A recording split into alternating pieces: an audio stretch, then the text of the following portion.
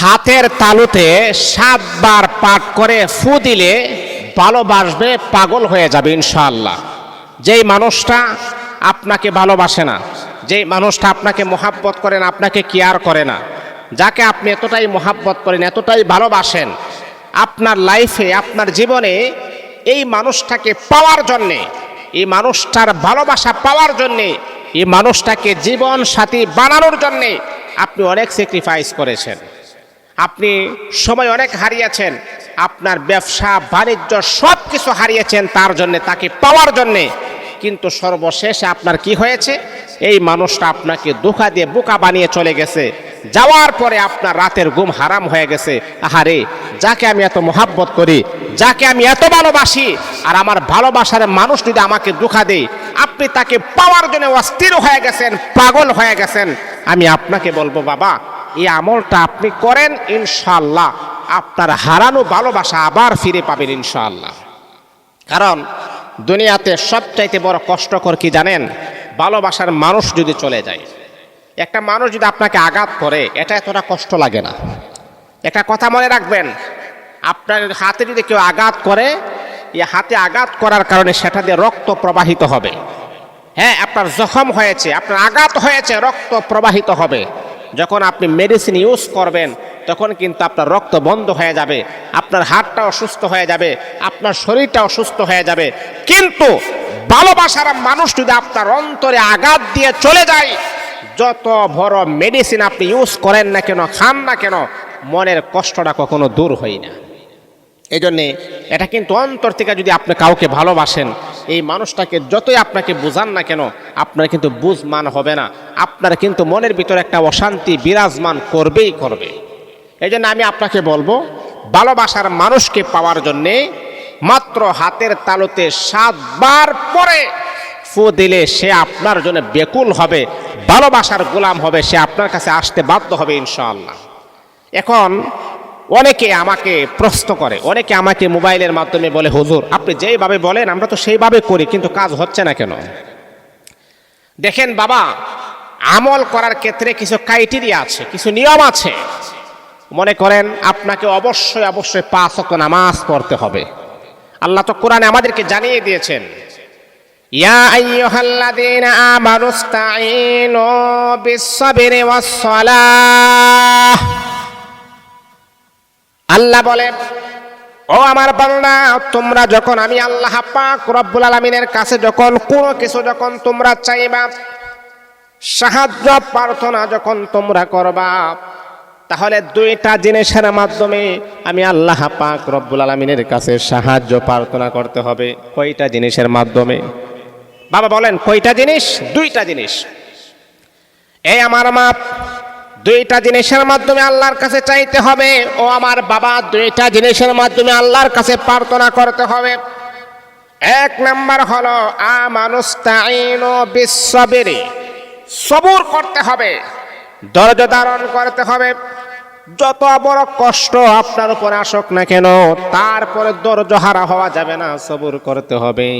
আমার আল্লাহ বলেন, ইন্নাল্লাহা মা'আস সাবিরিন, যারা ধৈর্য ধারণ করে আমি আল্লাহ তাদের সাথে আছি, তাদেরকে আমি আল্লাহ সাহায্য করি। 1 নাম্বার হলো সবর করতে হবে, 2 নাম্বার হলো নামাজ পড়তে হবে, নামাজ কায়েম করতে হবে। 2টা জিনিসের মাধ্যমে রব্বে কাবার মালিকের কাছে যদি আপনি চাওয়ার মতো চাইতে পারেন, অবশ্যই অবশ্যই আমার আল্লাহ আপনার মনের আশা কবুল করে নিবেন। অনেকে আমাকে বলে, হুজুর যেইভাবে বলেন, যেই নিয়মে বলেন সেই নিয়মে পালন করি, কিন্তু তারপর কেন জানি হচ্ছে না। হুজুর আপনি আমাকে একটু বলেন না যে কিভাবে করলে হবে। তখন আমি বলি যে ভাই আচ্ছা বলেন তো, আপনি কি 5 ওয়াক্ত নামাজ পড়েন? মুস্কি হাসি দিয়ে বলেন, না হুজুর নামাজ তো পড়ি না।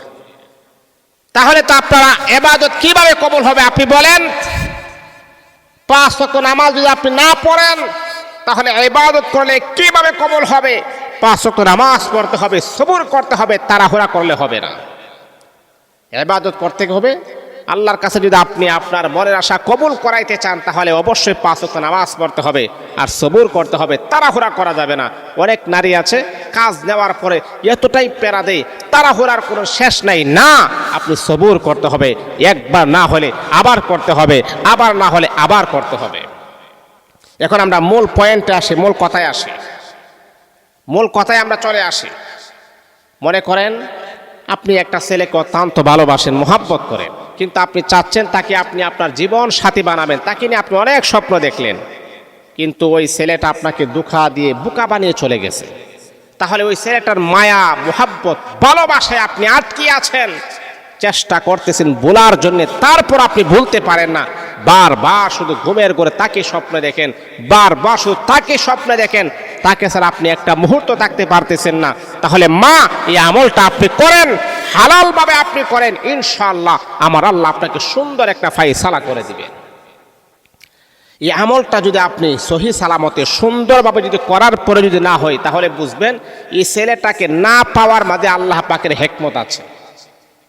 কেমন হিকমত আমি আপনার সাজেস্ট একটা সাপোজ একটা উদাহরণ দিই। যেমন ধরেন আল্লাহ এটা ভালো করতে চাই না, তারপরে যদি আপনি চান যে জোরে এই ছেলেটাকে আমি বিবাহ করব, কয়েকদিন ইউজ করার পর ছেলেটা যখন আপনাকে ছেড়ে চলে যাবে তখন আপনার কেমন লাগবে? এই জন্য আল্লাহ চাইতেছে না যে আপনি কয়েকদিনের সুখ তার সাথে পালন করেন, সারা জীবনের জন্য আমার আল্লাহ আপনার জন্য একটা এর চাইতে বড় একটা ব্যবস্থা করে রাখবেন। তাহলে আপনি কিভাবে আমলটা আপনি করবেন? 1 নাম্বার হলো 5 ওয়াক্ত নামাজ পড়তে হবে। 2 নাম্বার তাড়াহুড়া করা যাবে না, সবর করতে হবে। 3 নাম্বার, যখনই আমলটা আপনি করবেন ওযু করে নেবেন, যে কোনো একটা সময়ে করবেন, হয়তোবা ফজরের পর অথবা মাগরিবের পর আপনি আমলটা করবেন। যদি আপনি ফজরের পরে করেন তাহলে ফজরের পরে আমলটা আপনি করবেন, প্রথমে আপনি 3 বার দুরূদ শরীফ পড়বেন, 3 বার ইস্তিগফার পড়বেন। আস্তাগফিরুল্লাহ রাব্বি মিন কুল্লি যামবি ওয়া আতুবু ইলাইহি লা হাওলা ওয়ালা কুওয়াতা ইল্লা বিল্লাহিল আলিয়্যিল আযীম। 1 বার, 2 বার, 3 বার, তারপর আপনি দরুদ শরীফ পড়বেন, দরুদ ইব্রাহিম পড়বেন, যেটা আমরা নামাজের ভিতরে যে দরুদ ইব্রাহিম পড়ে সেই দরুদ ইব্রাহিমটা আপনি পড়বেন। আল্লাহুম্মা সাল্লি আলা মুহাম্মাদিন ওয়া আলা আলি মুহাম্মাদ কামা সাল্লাইতা আলা ইব্রাহিম ওয়া আলা আলি ইব্রাহিম ইন্নাকা হামিদুম মাজিদ। আল্লাহুম্মা বারিক আলা মুহাম্মাদিন ওয়া আলা আলি মুহাম্মাদ কামা বারাকতা আলা ইব্রাহিম ওয়া আলা আলি ইব্রাহিম ইন্নাকা হামিদুম মাজিদ। এই দরুদ ইব্রাহিমটা আপনি 3 বার পড়বেন। 3 বার পড়ার পরে এই যে হাতটা আছে এইভাবে মুঠ করবেন, হাতের তালুটা এইভাবে মুঠ করবেন। করার পরে আপনি আউযু বিল্লাহি মিনাশ শাইতানির রাজিম বিসমিল্লাহির রহমানির রহিম কুল হুয়াল্লাহু আহাদ আল্লাহুস সামাদ লাম ইয়ালিদ ওয়া লাম ইউলাদ ওয়া লাম ইয়াকুল লাহু কুফুয়ান আহাদ। ফু দেওয়ার আগে আপনি বলবেন আল্লাহ, ভালোবাসার মানুষের নামটা আপনি নেবেন। আল্লাহ অমুক, সে আমাকে ভালোবাসতো, এখন চলে গেছে, আল্লাহ আমার ভালোবাসার মানুষটাকে আমার কাছে ফিরিয়ে দাও। আবার বন্ধ করে ফেলবেন। আউযু বিল্লাহি মিনাশ শাইতানির রাজিম বিসমিল্লাহির রহমানির রহিম। আবার সূরা ইখলাস পড়বেন। এইভাবে আপনি 7 বার সূরা ইখলাস পড়বেন। ফু দেওয়ার আগে বলবেন আল্লাহ, আমার ভালোবাসার মানুষটাকে তুমি আমার প্রতি তাকে বশ করে দাও, আমার প্রতি তার মায়া মোহাব্বত ভালোবাসা তুমি তার অন্তরের ভিতরে ফিট করে দাও। এভাবে ফু দিবেন, আটকে রাখবেন।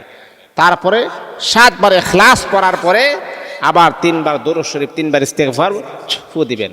ফু দিয়ে হাতটা ছেড়ে দিবেন, আল্লাহর কাছে দোয়া করবেন, আল্লাহর কাছে তার জন্য দোয়া করবেন।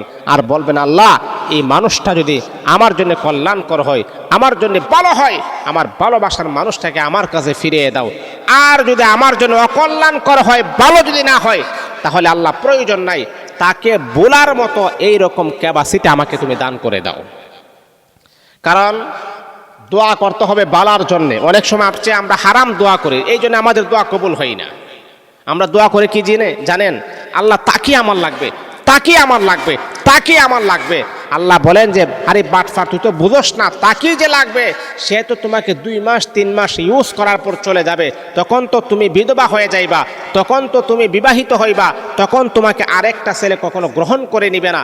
এই জন্যে তোমার বিপদ থেকে বাঁচানোর জন্য আমি আল্লাহ তাকে তোমার কাছে আনি নাই। এই জন্য আমরা দোয়া করার সময় অবশ্যই এটা বলতে হবে, আল্লাহ এই ছেলেটা যদি আমার জন্য কল্যাণকর হয়, আমার জন্য সফলতা হয়, এই ছেলেটাকে আমার কাছে নিয়ে দাও। আল্লাহ, এই মেয়েটা যদি আমার জন্য কল্যাণকর হয়, আমার জন্য সফলতা হয়, মেয়েটাকে আমার কাছে নিয়ে আসো। এইভাবে দোয়া করতে হবে। আসলে দোয়ার নিয়মটা আমরা জানি না বাবা। এই জন্যে ভালোবাসার মানুষকে পাওয়ার জন্য অবশ্যই হাতের তালুতে 7 বার পরে ফু দেন, ভালোবাসবে